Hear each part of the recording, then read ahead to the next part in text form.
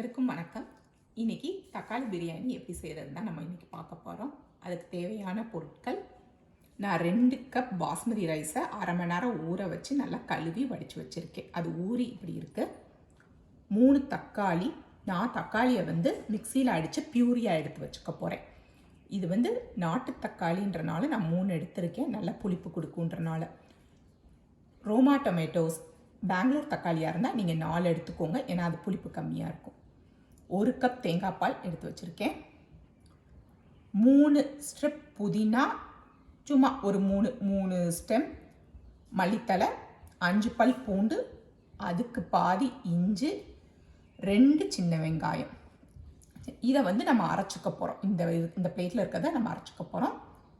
அடுத்து ஒரு medium size வெங்காயம், 2 செரானா பெப்பர் வாசனைக்கு, தாளிக்க சோம்பு, ஒரு பிரிஞ்சி இலை, அப்புறம் நம்மளோட பொடிகள் 1 டீஸ்பூன் மிளகாய்த்தூள், அரை டீஸ்பூன் பிரியாணி மசாலா, அரை டீஸ்பூன் கரம் மசாலா.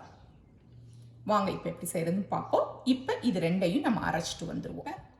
நான் 2 டீஸ்பூன் நல்லெண்ணெயும் 2 டீஸ்பூன் நெய்யும் சேர்த்துருக்கேன். இப்போ எண்ணெய் காஞ்சோன்னே நம்ம சோம்பு தாளிக்க போகிறோம். சோம்பு தாளிச்சோன்னா பிரிஞ்சி இலை எல்லாம் பொரிஞ்சோன்னா நம்ம வெங்காயமும் பச்சை மிளகாயும் வதக்க போட்டுறோம். வெங்காயம் வதங்க நம்ம ஒரு துளி உப்பு சேர்த்துட்டு, இப்போ நம்ம வெங்காயம் நல்லா வதங்கிருச்சு. இப்போ நம்ம இஞ்சி பூண்டு மல்லித்தலை புதினாவை அரைச்சி வச்சதை போட்டுருவோம்.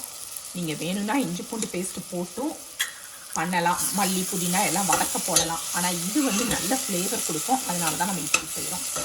நம்ம இஞ்சி பூண்டு பேஸ்ட்டு இந்த மாதிரி நல்லா வதங்கிருச்சு. இப்போ நம்ம தக்காளியை சேர்த்துக்கலாம். ரொம்ப நைஸாக அடிக்கணும்லாம் அவசியம் இல்லை. 2 கப் அளவுக்கு இது கொடுத்துருக்கு. 2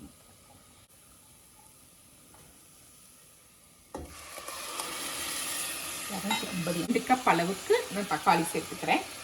1 கப் 250 ml நம்மளுக்கு இருக்குது. இப்போ நம்ம தக்காளி வதங்கும் போது நம்ம வச்சிருக்கிற மசால் பொடி எல்லாத்தையும் சேர்த்துறோம். Garam masala, biryani masala, chilli powder.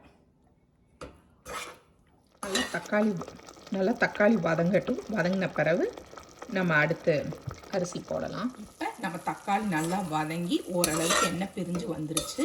கிட்டத்தட்ட நம்ம 12 நிமிஷம் நம்ம தக்காளி வதங்கியிருக்கு. இப்போ நம்ம அரிசியை சேர்த்துடலாம். இப்போ இந்த மசாலையும் நான் கொஞ்சம் கனெக்ட் பண்ணிக்குவேன். தக்காளியோட மசாலையும் கிட்டத்தட்ட அது 1 கப் இருக்குது. ஸோ 2 கப்ஸ் அரிசிக்கு நம்ம 1.5 பங்கு மானைக்கு 2.5 பங்கு தண்ணி ஊற்ற போகிறோம். 1 கப்புக்கு 1.5 கப் தண்ணி, அதான் அளவு. இப்போ நம்ம அரிசி ஃபுல்லாக மசாலாவில் நல்லா போட்டாயிடுச்சு. நம்ம எடுத்து வச்சுருக்க அரை கப் தேங்காய் பாலை இப்போ ஊற்றிடுறோம். அடுத்து 1 கப் தண்ணி,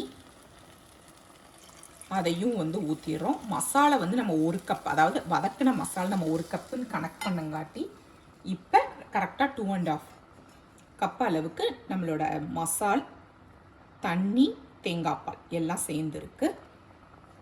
இப்போ மிக்ஸ் பண்ணிவிட்டு நம்ம எதுக்குமே உப்பு சேர்க்காதனால நம்ம இப்போ அரிசிக்கு உப்பு சேர்த்துக்கிறோம். 2 டீஸ்பூன் அளவுக்கு நான் போட்டிருக்கேன்.